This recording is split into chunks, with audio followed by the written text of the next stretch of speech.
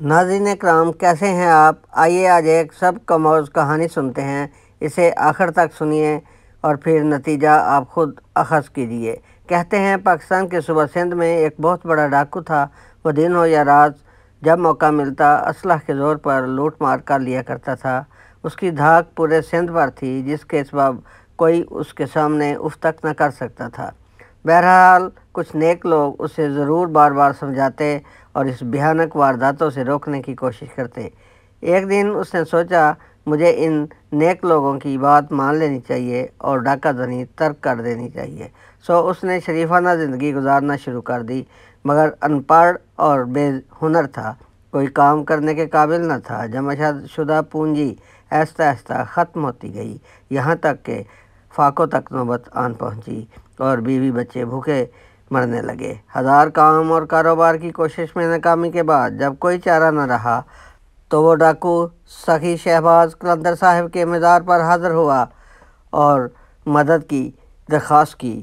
قبر سے آواز آئی، مزار میں لٹکا ہوا یہ قیمتی فانوس اب تمہارا ہوا، جاؤ اسے بیچو اور اپنے بچوں کی ضروریات پوری کرو۔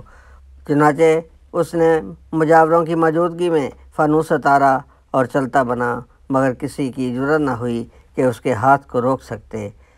جب مینیجر کو اس بات کا علم ہوا تو اس نے عدالت میں کیس کر دیا۔ جج صاحب نے اس ڈاکو کو طلب کیا اور اس فانوس کی چوری کی تصدیق یا تردید مانگی۔ ڈاکو نے کہا، جی میں نے ہی یہ فانوس اتارا اور بیچا ہے، مگر میں نے پیر صاحب سے دعا مانگی تھی اور مدد کی درخواست کی تھی۔ انہوں نے میری دعا قبول کرتے ہوئے کہا، جاؤ یہ قیمتی فانوس اب تمہارا ہوا، سو میں نے ان کے حکم کی تعمیل کی۔ ڈاکو کا یہ جواب سن کر جج صاحب انگشت بدندہ رہ گئے اور کچھ نہ کہہ پائے۔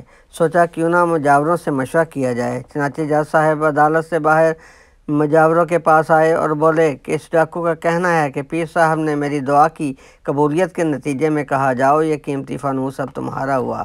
تو اے مجاوروں، مردے سنتے ہیں اور آپ کی باتوں کا جواب دیتے ہیں۔ یہ عقیدہ آپ کا ہے، قانون کا نہیں۔ اب فیصلہ آپ پر ہے کہ عدالت اسے مجرم کہے یا بری قرار دے۔ مگر اے قبر پرستو، میری تمہیں نصیحت ہے کہ قبر پرستی چھوڑو اور اپنی خواہشات اور دعائیں صرف اور صرف خدا کے حضور پیش کرو، جو سنتا بھی ہے اور تمہاری پکار کا جواب بھی دیتا ہے۔ تو رسپیکٹڈ ناظرین، اگر یہ کہانی آپ کو اچھی لگے تو میرے اس چینل کو سبسکرائب، لائک اور شیئر کر دیجئے، آپ کی نوازش ہوگی۔ شکریہ۔